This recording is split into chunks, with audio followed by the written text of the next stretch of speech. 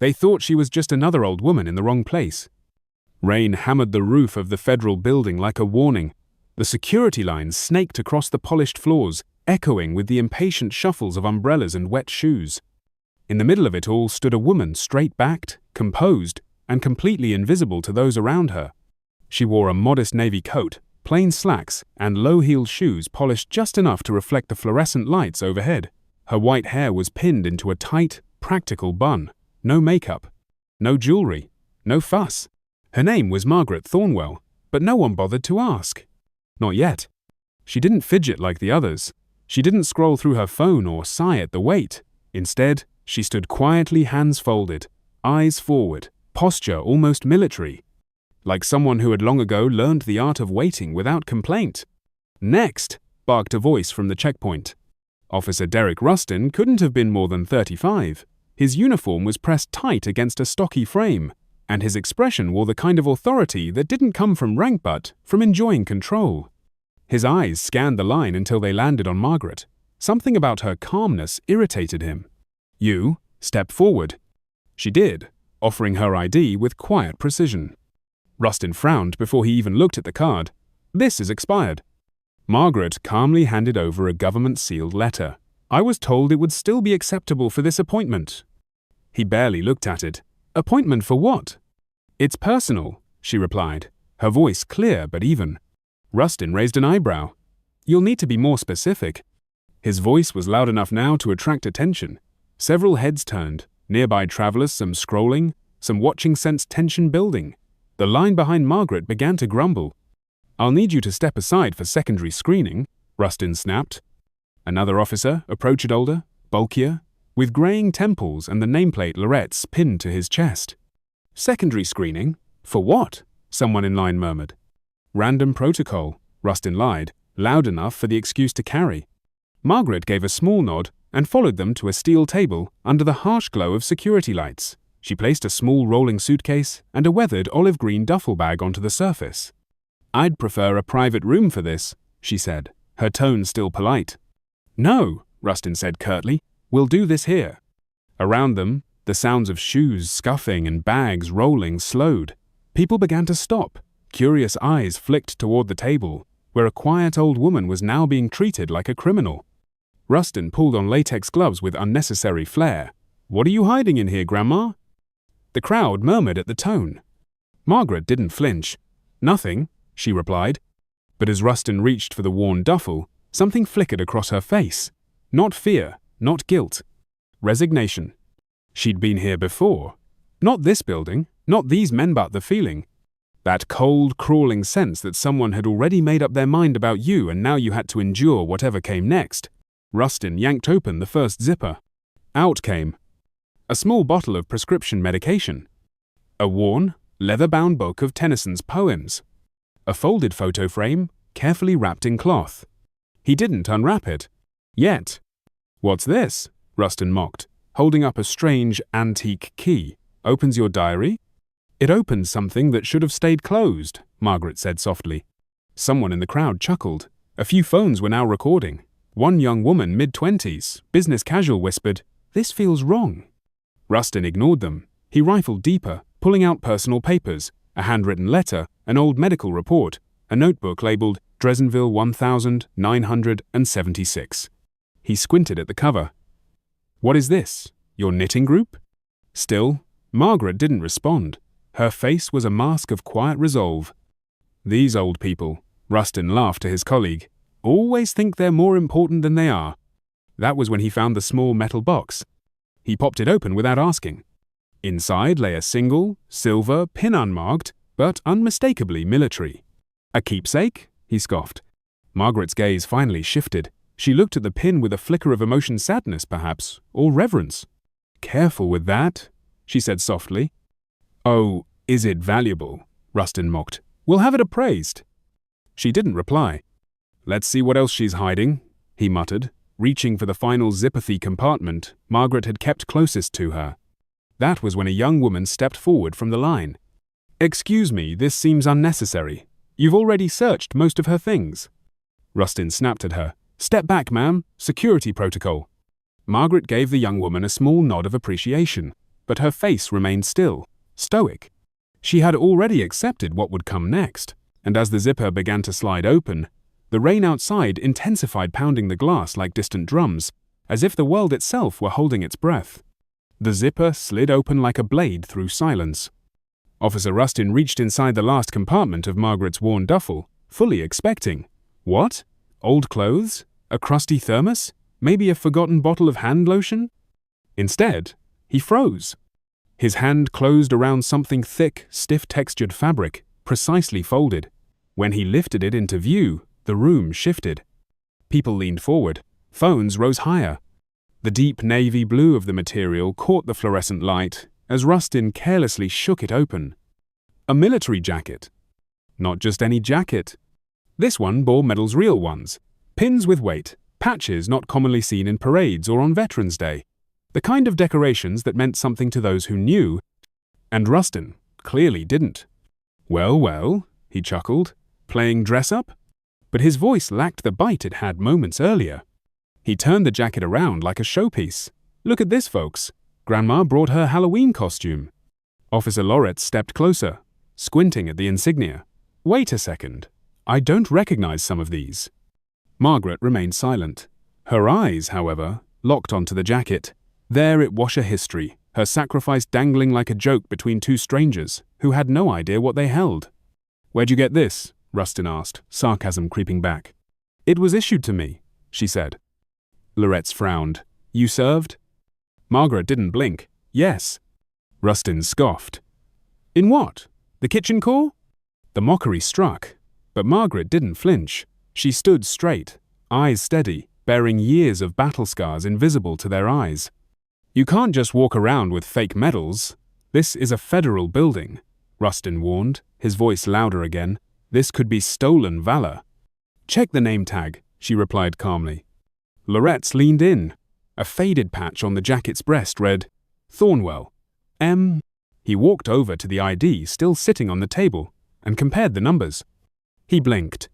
They match, he said quietly. What? Rustin turned, suddenly defensive. Her name, her ID number, it all matches the uniform. An older man in the crowd stepped closer. White hair, Vietnam vet cap tucked under one arm. I haven't seen that patch since Nam, he said, pointing. Those aren't regular insignias, that's Delta. Special Forces? Someone in the crowd whispered. No, the veteran corrected. Special Operations Group Delta. Whole unit went Black Ops during the Cold War. Nobody knew what they did. Rustin stiffened. Step back, sir. The man raised both hands in peace. Just saying, if that's her uniform, you boys owe her a whole lot more than a bag check. The weight of his words lingered. Someone else in the crowd said, she said her appointment was personal. Maybe it's not.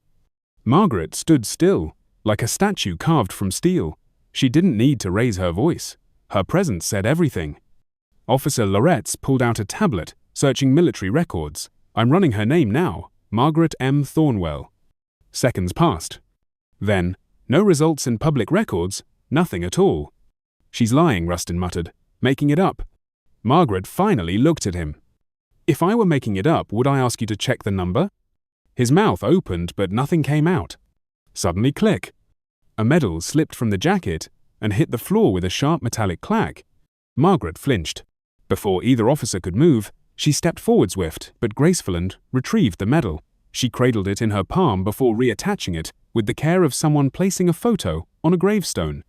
This was awarded after Operation D-78, she said quietly. 3 of us received it.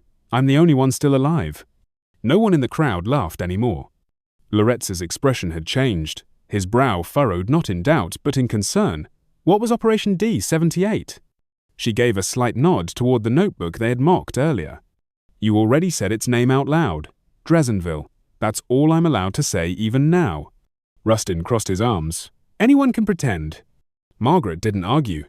She didn't need to. Because just then, a door on the far side of the lobby opened, and a military officer in full-dress uniform stepped in. Tall, broad-shouldered, ribbons and stars across his chest. He was flanked by 2 aides, but even among them, he stood taller. Margaret saw him, didn't smile, didn't wave. But something in her body shifted like the tension of an old soldier standing at attention. The man glanced toward the scene and spotted the jacket dangling from Rustin's hands, and stopped. His steps resumed, but this time toward them. Margaret didn't move. Rustin, still unaware of who was approaching, turned back to the crowd. "We can't verify anything. She's probably just—" "Officer?" The man's voice cut across the room. Every head turned. Rustin spun to see the decorated general standing 3 feet away, eyes locked on the uniform in his hand. "Is that Captain Thornwell's uniform you're holding?" The checkpoint fell silent. Even the beeping scanners paused. Margaret's real name, hung in the air like thunder. Rustin's hands trembled slightly. "We were just—" The general stepped forward and stood in front of Margaret. He stared at her, silent for a long moment. Then, with practiced grace, he lifted his right hand and delivered a perfect military salute. "Captain Thornwell," he said, "it's been a long time." Margaret returned the salute without hesitation. "General Crane," she said softly. 40 years, I believe." Gasps rippled through the crowd. Rustin's face turned pale. And just like that, the power shifted. For a moment, the entire lobby seemed to hold its breath. Officer Rustin stood frozen, still gripping the uniform as if it had suddenly become something sacred or radioactive. He looked from the jacket to the man before him, uncertainty blooming across his face. You know her, sir?" Officer Loretz finally asked. General Crane's gaze didn't leave Margaret. "Know her?" His eyebrows lifted, as if surprised they even had to ask. Captain Margaret Thornwell was one of the finest officers I've ever served alongside, and the only surviving member of a unit the Department of Defense didn't officially acknowledge until last month. A ripple moved through the crowd. Phones that had been lowered out of respect now rose again, not to mock, but to document. Rustin's voice cracked. We were just following security protocol." Crane turned slowly to face him. "Protocol is important, so is dignity, especially when dealing with veterans who served with distinction in circumstances that most Americans will never understand." He reached out, and Rustin, fumbling, handed over the uniform. The general took it gently, reverently, smoothing a lapel with his fingers before offering it to Margaret. She took it without a word. "I'm sorry, ma'am," Rustin said, barely audible. Margaret didn't immediately respond. She brushed her fingers across the medals on her jacket by one, until she reached the one that had fallen to the floor. Her thumb paused there. Then she looked up. "Respect isn't earned by insignia," she said softly. "It's earned by recognizing the humanity in others." The words weren't sharp, they weren't loud, but they struck deeper than anything she could have shouted. Even Loretz, who had begun the screening with suspicion, looked away in shame. General Crane straightened. "Captain Thornwell is here today for a ceremony honoring the declassification of her unit's missions and for receiving the Distinguished Service Cross."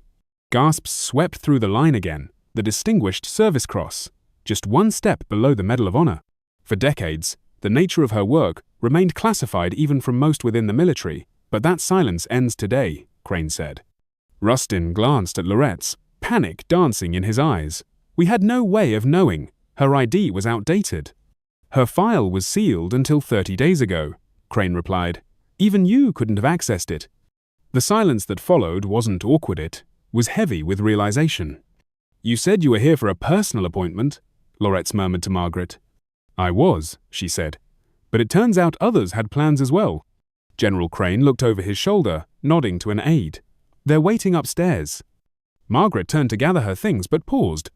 Her eyes swept the gathered crowdance full of judgment, now brimming with awe. Some people looked embarrassed, others simply stunned. A few, especially the younger ones, looked inspired. One voice broke through the silence. It was a young security officer, a woman barely out of her 20s who had stood by quietly the entire time.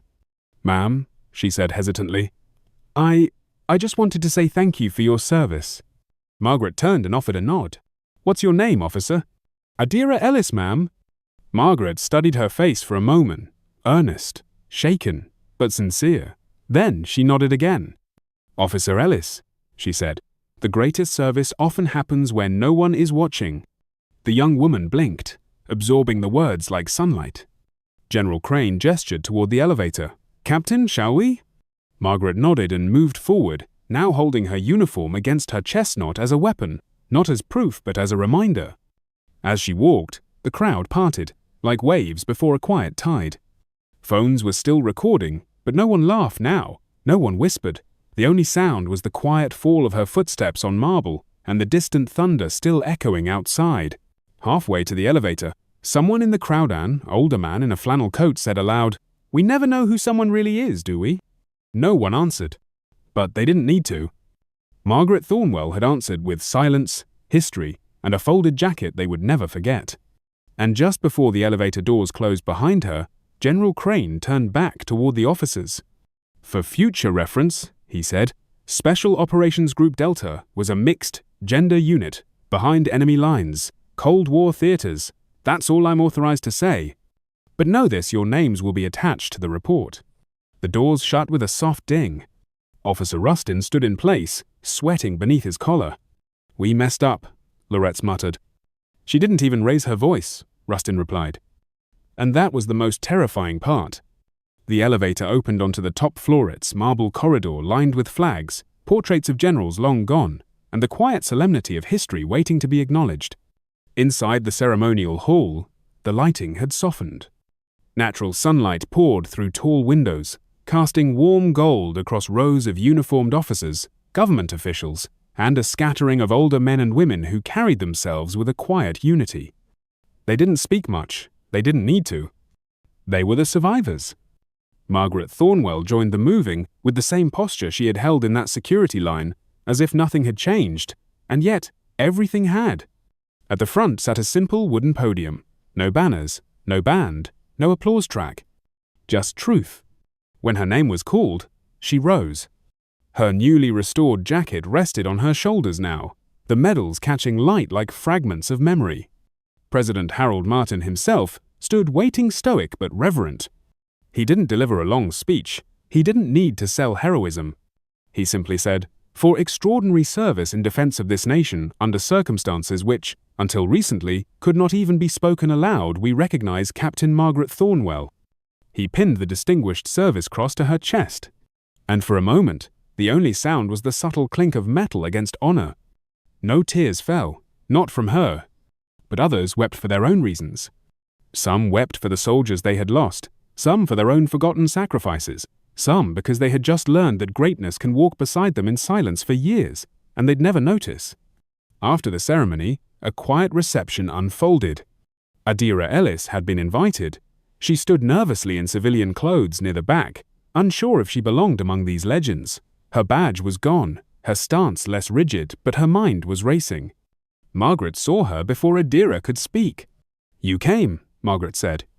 "I wasn't sure I should," Adira replied. "You're here, that's what matters." They stood near a tall window, away from the crowd, the noise of celebration fading into background hum. "I've been thinking about what you said earlier," Adira confessed. "About service happening where no one is watching. Too became a security officer because I wanted to protect people, but lately it feels like we forget that, like it's more about control than care."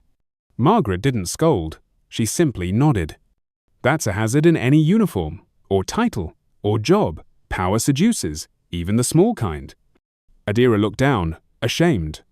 "I didn't speak up when they humiliated you. I just stood there." Margaret's voice was low but steady. "You saw it. You recognized it. That's the first step. Most people never even get there." "How did you handle it?" Adira asked. "Not just today, all those years. The disrespect, the dismissal. How did you survive it?" Margaret smiled not with joy, but with understanding. "By remembering that dignity isn't about how they treat you, it's about how you carry yourself in the face of it. You don't give people the power to diminish you unless you believe what they say." She paused, letting the words settle. "People will always judge what they can see. Your job, your duties, to remember what they can't." Adira's eyes welled up. "You've changed the way I see everything. Thank you, Mom." Margaret placed a hand on her shoulder. "No need to thank me, just pay it forward." Behind them, General Crane approached, signaling it was time. "Captain Thornwell, the others are waiting to debrief with the department." Margaret nodded and turned toward the hall. But before she walked away, she glanced back at Adira. "Remember," she said, "the world needs quiet strength now more than ever. Be that strength." Then she was gone-swallowed into the ranks of people who had moved through history without asking to be remembered. Outside, the rain had stopped. Sunlight streamed across the polished stone entrance of the federal building, casting reflections that made the concrete shimmer. The crowd that had once gawked at Margaret's bag now dispersed, carrying their own stories, their own changed perspectives. Inside the checkpoint, Officer Rustin and Loretz remained unusually quiet. "We really messed up," Loretz muttered. Rustin didn't reply right away. Then, "She didn't even get angry. That's what gets me." Loretz nodded. She didn't need to. She knew who she was. A few feet away, the older veteran who had recognized the insignia earlier leaned against the wall, arms folded. He looked at them both. "Maybe that's the point," he said quietly. "You never know who someone really is, until it's too late to treat them right."